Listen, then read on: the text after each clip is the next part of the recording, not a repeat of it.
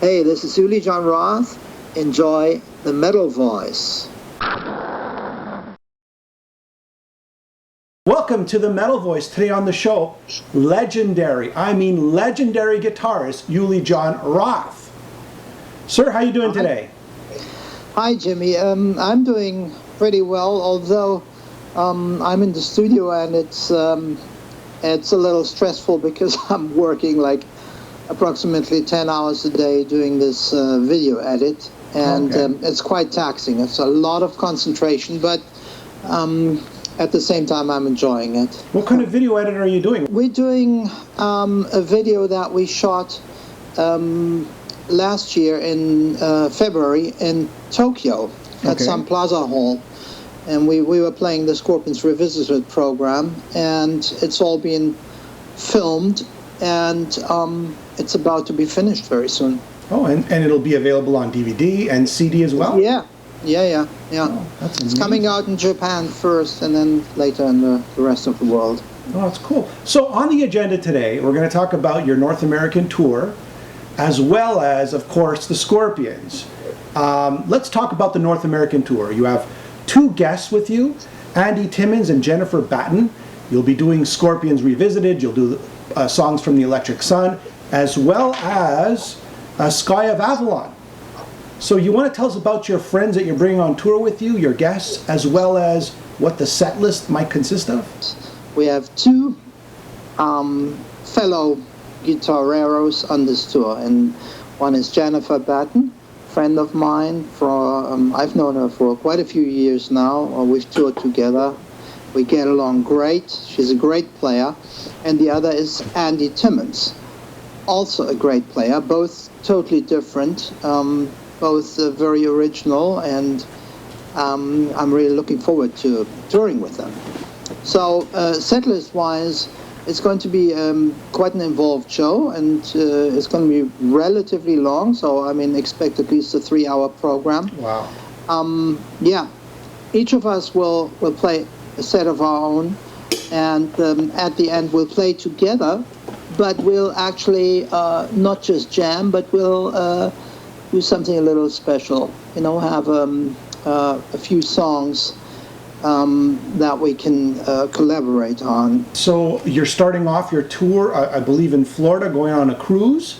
Is that how it begins? The cruise is a Monsters of Rock cruise. We're mainly guitarists, with Steve Vai and lots of other players.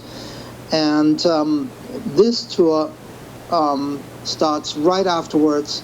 On the day that we come back to Miami, we're actually playing the same day in Fort Lauderdale, and that kicks off the tour. And it's a very long tour. It's probably the longest American tour that I've done so far, over 40 dates, taking us, into pretty much every corner, almost every corner, including Canada, of course. So Uli, let's jump in the time machine. Let's go back in time to the Scorpions. A lot of people want to know about you in the Scorpions. All right, so Lonesome Crow gets released. Michael Schenker leaves the band. What was it like back then? I was friends with Michael, and Michael had this offer to join UFO. And at that moment, that was really a big blow to the Scorpions because Michael was so important for that band. And the band basically split up after that. Okay. And there was only Rudolph left. Now, before the band had split up, right after Michael left, Rudolph asked me to play a show with the Scorpions, because they still had one more show booked. But Michael wasn't there anymore. So I said, yeah, I'll do it. And we played that show, and I really enjoyed it, and everybody really enjoyed it. It was a little festival in Germany.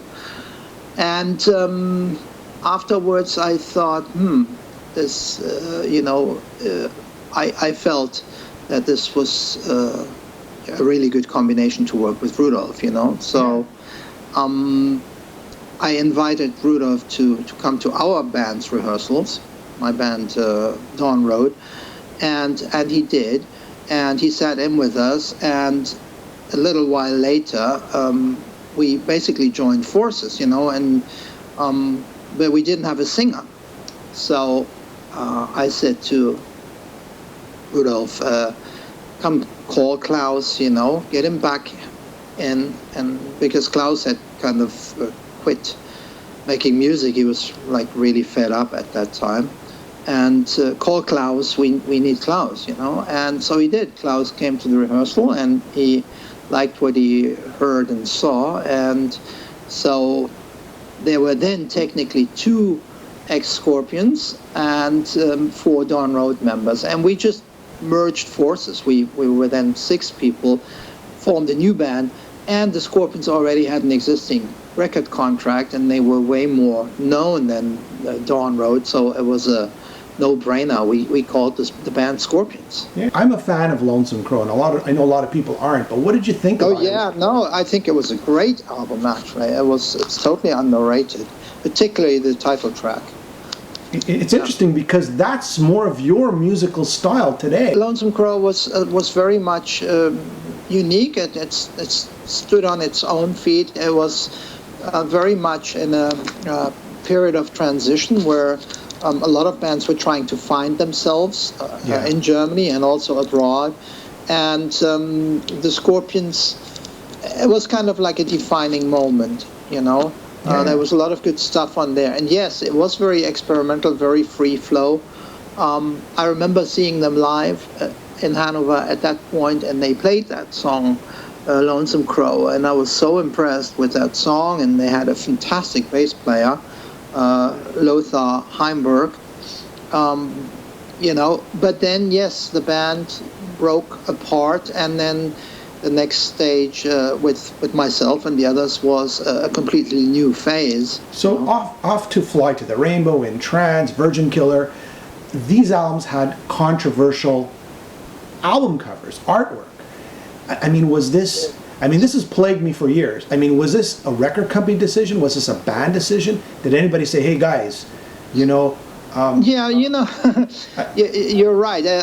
With hindsight, I think every single album cover they ever did totally sucked. Even the later ones, I never liked them. And I didn't like the ones when we were there. I thought the In Trance cover was visually very good. Yeah, it was nice. That is a nice one.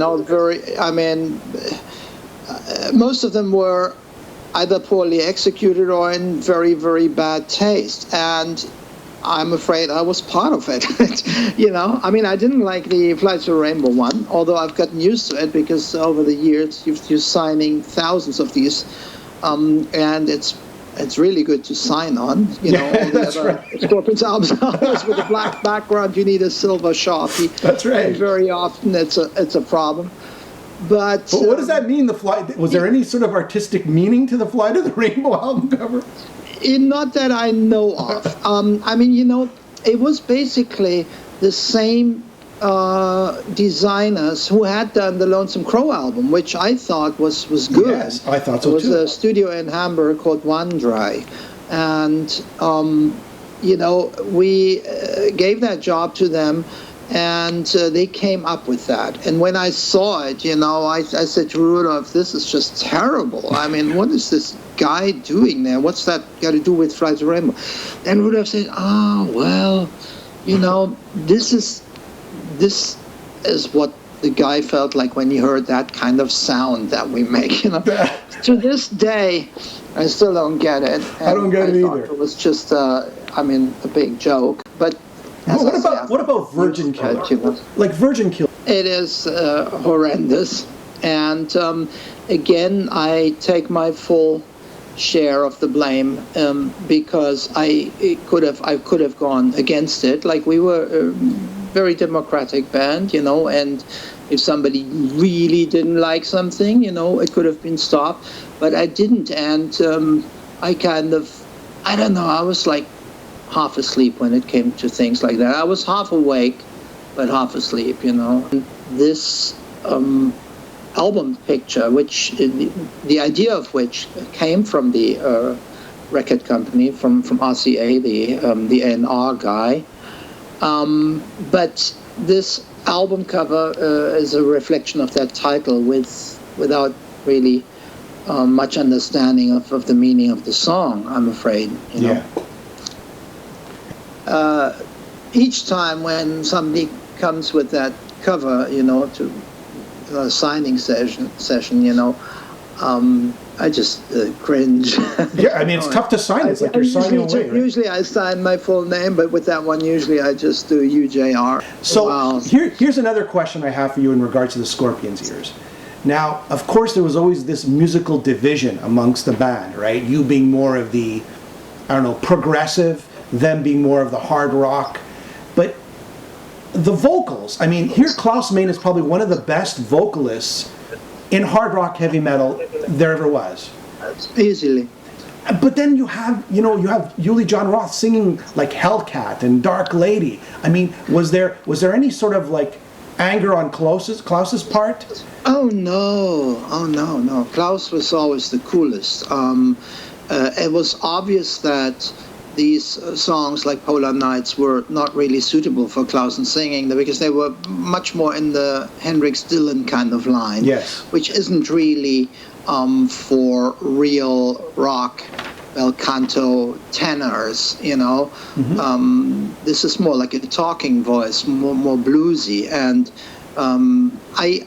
I wrote two different types of things back then. I wrote certain songs with more melodic vocals like Yellow Raven or my ballads, and then some of the harder ones were more bluesy edged, and there was a Hendrix touch there and a Dylan touch quite strongly, like on Drifting Sun and songs like that. Yeah. Klaus wouldn't have sounded right in these, so there was completely never a question about it. The only one I remember is I had the song Evening Wind, and I thought I was going to sing it, and when Klaus heard, he said, no, that's for me, and then fine, He's the real singer. It was like the Beauty and the Beast kind of thing. I tend to sing more with my guitar. But to come back to the first part of your question, where you said there was this division, that's actually a misconception, because at first there was absolutely no division. We did have a big spectrum in terms of style. My style wasn't just one style. I was branching out, and each song was different. And the same went for Rudolf and Klaus. We very much met in the middle with that, and we were just finding our ways, and we weren't afraid to take chances and to do stuff that other people weren't doing at that moment. It was only later that my mind went in a different way, because I wanted to be more free in the music, whereas Rudolf and Klaus wanted to be more commercial, and I'm not saying that in a derogatory manner. When I say commercial, I mean basically more mainstream and more understandable for a wider audience. And I totally respect that, and the vast success that they had and still have is testimony to the fact that they're doing something very right in terms of songwriting. It was just that my head during the last album, it just went into a different direction, and I was like a little bit of a split personality. I did write music like The Sails of Charon and You Light on that last album, but at the same time I already had written music in that year, which later became Electric Sun music, like big pieces, orchestral, instrumental pieces like Earthquake, and other pieces, which absolutely would have not fitted into the framework of the Scorpions. I was very, very aware of that, but that was what I was interested in at that time. Would you ever consider, if Klaus ever gave you a call and he said, "Hey, Uli, Would you like to do a reunion album, perhaps, as a sort of like a last hurrah for the Scorpions? There was an album on the horizon, or some recordings, some years ago. There was talk of that, but it didn't happen logistically. And then after the band went on the big farewell tour, that kind of all fell asleep, and they're basically very content in what they're doing, and I think no one wants to rock the boat. They're just cruising with that. But but if they did give you a call, would you be interested? Yeah, I would be interested. Perfect. But I doubt whether it's going to happen at this late stage in the game. Getting into the present, can you name some songs you'll be playing on the tour? Yeah, I could. Normally I don't like to do that, but I don't know. I guess you got me at a weak point. You're tired. We're going to, on this tour, we're going to play several songs which I have not gone anywhere near to for at least 30 or 35 years. Mm-hmm. Material from Beyond the Astral Skies, from Earthquake, and it is 35 years, I think, the anniversary. Record company just told me that. Wow. And they want to bring out an all singing, all dancing new version of Earthquake and Firewind, I think. So, which may be ready before the tour. But we're going to play several of these. I think we're going to do Earthquake itself, Still So Many Lives Away from that album, and then a few of my favorites from Beyond the Astral Skies, including I'm a River and I'll Be There. What about the Scorpions tunes? What songs are you playing? Well, we're doing all. It's like a best of my favorites, from the first 5 years, including Will Burn the Sky, Entrance, Flight of the Rainbow, Sails of Charon, and a few others, Dark Lady, Sun in My Hand. It's these, As a last question, are you planning to write some new material?